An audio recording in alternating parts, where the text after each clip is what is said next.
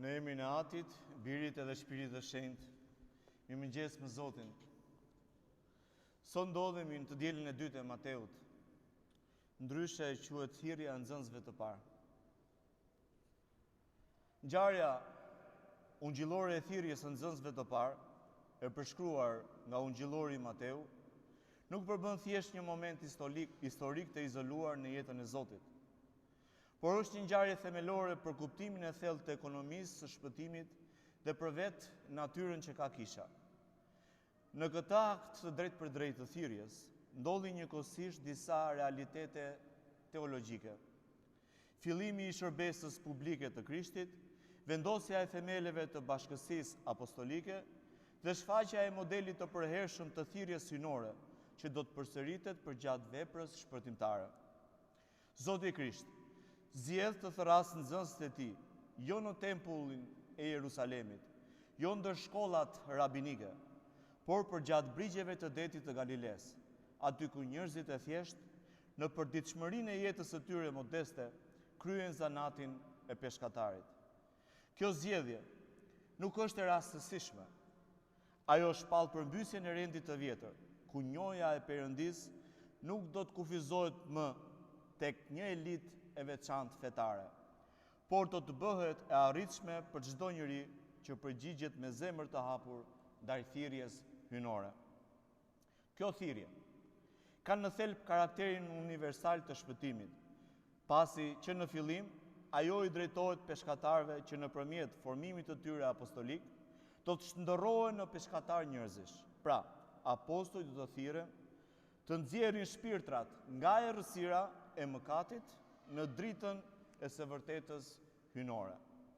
Në këtë kontekst, thirrja e nxënësve të parë përfaqëson përmbushjen e profecisë së Isaias. Populli që ecën në errësirë ka parë një dritë të madhe. Mbi ata që banonin në vendin e hijes së vdekjes, ka ndritur një dritë.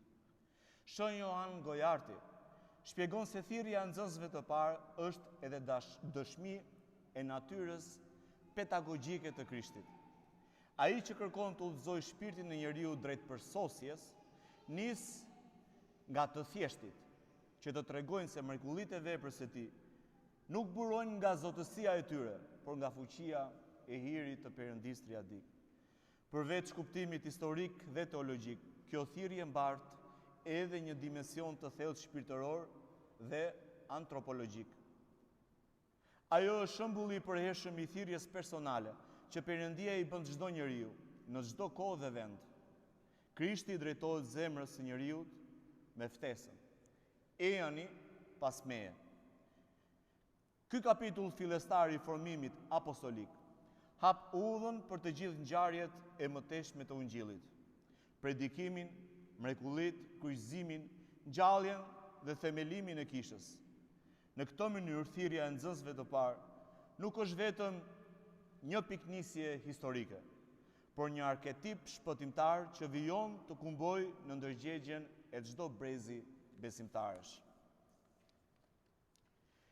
Teksti ungjillor sipas Mateut.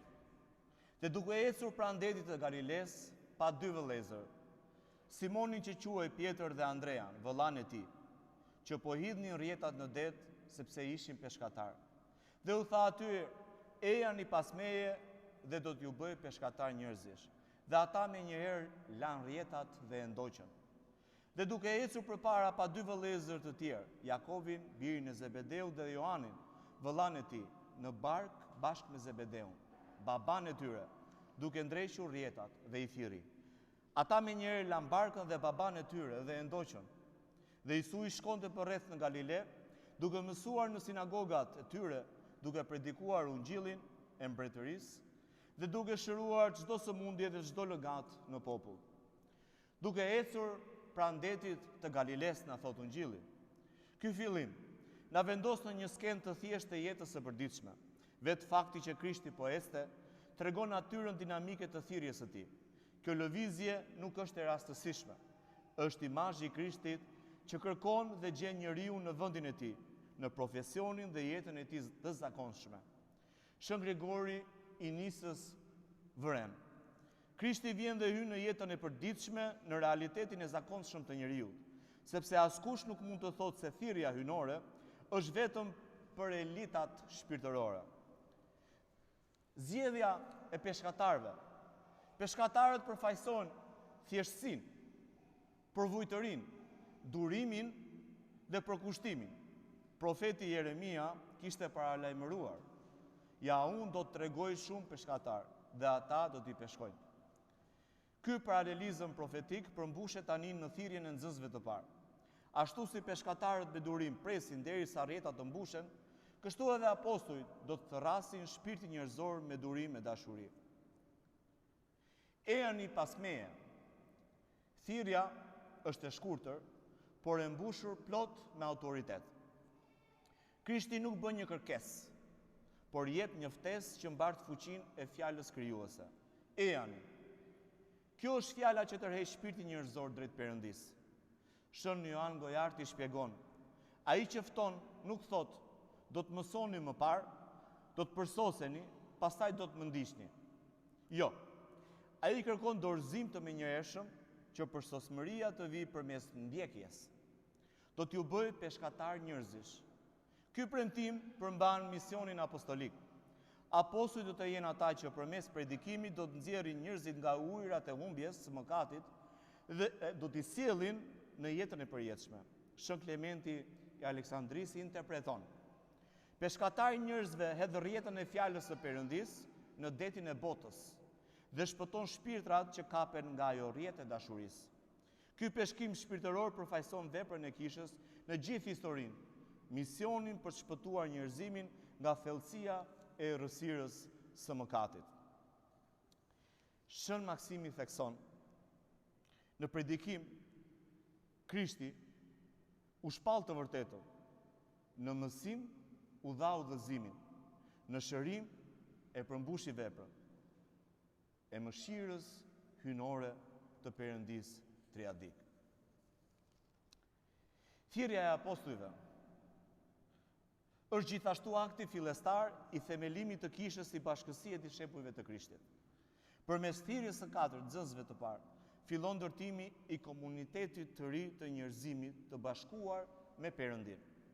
Apostujt do të bëhen themelët e kishës, siç e pohon Krishti tek Petro. Dhe siç e mëson Shën Pavli, ju jeni ndërtuar mbi themelin e apostujve dhe profetëve, ndërsa gur themeli është vetë Krishti Isu. Shën Irineu i Lionit e sheh këtë si përmbushje të planit të Atit qiellor për të bashkuar njerëzimin në një krye, në Krisht. Thirrja e nxënësve të parë nuk i përket vetëm së kaluarës. Ajo mbetet ftesë e vazhdueshme që çdo besimtar dëgjon në ndërgjegjen e tij, secili është thirrur të bëhet nxënës i Krishtit në jetën personale, në jetën e tij familjare, profesionale apo dhe shoqërore.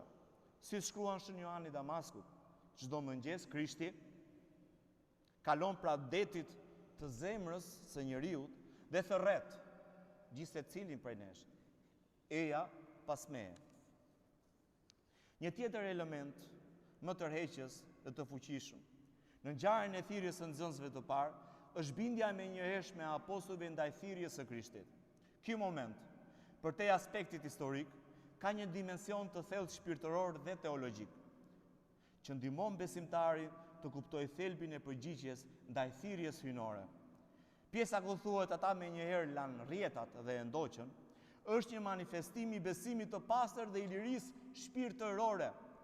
Ky akt është më shumë se një veprim i thjeshtë. Ai është një model shpirtëror që reflekton përkushtimin e plot dhe dorëzimin tek vullneti i Perëndis. Reagimi i apostujve ndaj thirrjes është i menjëhershëm dhe i pahequr. Dhe ky është një akt besimi i pastër. Ata nuk kërkojnë arsye, nuk bëjnë pyetje, por vetëm ndjekin ftesën e Krishtit. Ky është një akt i natyrshëm dhe i papenguar, që ka si bazë besimin që vetëm Krishti mund të drejtojë jetën e tyre drejt qiellit dhe Perëndis. Ky akt është një shembull për besimtarët e çdo kohe. Besimi që na çon në dorëzimin e plotë të vetes tek Zoti dhe ai që e bën të mundur ndryshimin e thellë të jetës sonë. Besimi është dorëzimi i plotë i shpirtit, për të ndjekur atë që është më i madh se vetvetja. Ata që nuk vën pyetje, nuk kërkojnë arsye, por ndjekin thirrjen e Perëndis pa hezitim. Ata janë të përgatitur për shpëtim. Ndjekja e Krishtit kërkon një dorëzim të plotë të vullnetit të vetë përmbajtur të individit dhe një tërheqje nga çdo kërkesë apo dëshirë që është e përkohshme dhe që të ndalon nga ndjekja e të vërtetës hynore. Apostujt, me lënien pas të çdo gjëje, tregojnë se ndjekja e Krishtit është përparësia më e madhe për njeriu, dhe se të gjitha gjërat e tjera janë dytësore në krahasim me ato që Perëndia ka përgatitur për ata që e ndjekin atë. Shën Maksimi komenton këtë akt me një tekst të veçantë. Njeriu, thot, ndjek Krishtin në një mënyrë të re, jo duke shfrytzuar dëshirat e tij të natyrshme, por duke ju dorëzuar plotësisht vullnetit të Perëndis. Ky akt është një dorëzim thelbësor ndar vullnetit hynor, duke pasur besimin se vetë Perëndia është burimi i së mirës më të madhe. Interpretimi patristik i thirrjes së nxënësve të parë është shumë i larmishëm dhe shumë i gjerë për sa i përket ungjillit të sotëm. Thirrja nuk është thjesht një mundësi që njeriu mund të pranojë ose refuzojë, por është një akt i hirit të Perëndis që nuk mund të meritohet dhe që ndodhet përtej çdo llogaritjeje njerëzore. Të thirrur të gjithë, por të zgjedhur të pakët. Kështu është e vërteta e thirrjes apostolike. Jo të gjithë përgjigjen, por vetëm ata që janë zgjedhur nga Perëndia. Thirrja është gjithmonë një dhuratë e dhënë nga Perëndia dhe pavarësisht nga reagimi i lirë i apostujve, ajo mbetet gjithmonë e përmbushur nga hiri i Perëndis, i cili udhëzon dhe i forcon ata që i përgjigjen. Në këtë kuptim, thirrja apostolike shpreh në tërësisht realitetin e shpëtimit që Perëndia i ofron njerëzve pa dallim, por që mund të arrihet vetëm përmes lirisë dhe përgjigjes së pastër të njeriu ndaj hirit. Shën Grigori i Nisës argumenton se kjo thirrje ka një dimension të jashtëzakonshëm shpirtëror. Ajo është thirrje jo vetëm për apostujt, por për të gjithë të krishterët që duan të ndjekin Krishtin dhe të bëhen pjesë e kishës së Krishtit. Për Shën Grigorin, thirrja e apostujve është e lidhur ngushtë me ftesën që i bëhet çdo njeriu për të shpëtuar. Në një nga predikimet e tij, Shën Grigori i Nisës shprehet: Krishti nuk i thirri vetëm apostujt për ta ndjekur, por çdo shpirt që dëshiron të jetë pjesë e asaj shërbese të shenjtë, që është një të ndjekësh dhe të përhapesh mbretërinë e Perëndis. Gjithashtu dhe Shën Ioan Gojarti, mbi veprën e tij Vullneti i lirë dhe besimi, dhe flet posaçërisht për këtë pjesë të ungjillit të sotëm. Është një nga etërit të mëdhenj të kishës. Ai thekson se thirrja e Krishtit është gjithashtu një test për vullnetin e lirë të apostujve. Ata janë të ftuar të përgjigjen pa hezitim dhe të lënë pas çdo gjë për të ndjekur Krishtin. Ky akt shpirtëror i dorëzimit është një shprehje e besimit të pastër dhe të guximshëm, një besim që është më i fuqishëm se çdo lidhje toksore. Thirrja apostolike, në një tjetër aspekt shumë i rëndësishëm, është përgjigjja e lirë dhe e plotë që njeriu jep, që është gjithmonë në duart tona. Thirrja e Krishtit është gjithmonë e hapur dhe e përhershme, por ajo mbetet pa efekt, pa një përgjigje të vullnetshme dhe të gatshme nga ana atyre që nuk e dëgjojnë atë. Një nga elementet që e bën thirrjen apostolike të aktualizuar në ditët e sotme është fakti se ajo është një ftesë për veprim të menjëhershme dhe të plotë, pa vonesa ose hezitim. Kjo është një thirrje për të jetuar në jetë të krishterë të plotë, që i dedikohet plotësisht Perëndis dhe shërbimit ndaj të tjerëve. Siç shprehu edhe Shën Pavli, ju jeni të thirrur të jetoni për Krishtin dhe të ecni sipas shembullit të tij. Në këtë kuptim, thirrja e apostujve është drejtuar gjithashtu për çdo besimtar, në çdo kohë, që duhet të përgjigjet me bindje të menjëhershme dhe të pasur shpirtërisht ndaj ftesës që Krishti i bën çdo njeriu. Po ashtu, kjo është një thirrje për të jetuar në armoni me mësimet e Ungjillit, për të kaluar në veprimet konkrete që reflektojnë dashurinë dhe mëshirën e Perëndisë në çdo situatë të jetës së përditshme. Për besimtarët, pra për ne, ajo është një thirrje për të ngritur zërin e Krishtit kundër sfidave që vijnë nga një kulturë që shpesh e injoron apo sfidon vlerat e krishtërimit. Thirrja për të ndjekur Krishtin është një ftesë për të jetuar në armoni me vlerat e mbretërisë së Perëndisë, edhe kur këto janë të kundërta me atë që ofron kultura apo shoqëria sot. Në këtë kuptim, thirrja apostolike është një mundësi për besimtarët që të shpalosin besimin e tyre dhe të përhapin vlerat e mbretërisë së Perëndisë në një botë që shpesh duket e humbur në pasionet dhe ideologjitë e saj. Ky është një angazhim i vazhdueshëm për të treguar se jetesa sipas fjalës së Perëndisë është më shumë se thjesht një përmbushje e detyrave fetare, por një mënyrë jetese që e bën realitet për jetësinë në botën e përkohshme.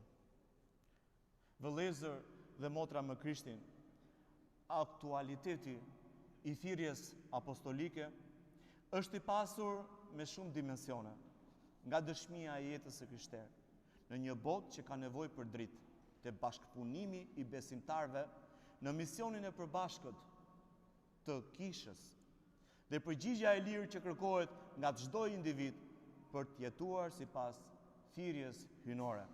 Thirrja e Krishtit ndaj apostujve është po aq e rëndësishme sot siç ishte në fillimet e krishtërimit, pasi ajo përbën modelin e përgjigjes shpirtërore dhe të përkushtuar për të shpallur Ungjillin dhe jetuar një jetë të shenjtë në çdo kohë dhe në çdo situatë. Faleminderit për durimin dhe me Perëndin Triadik. Amin.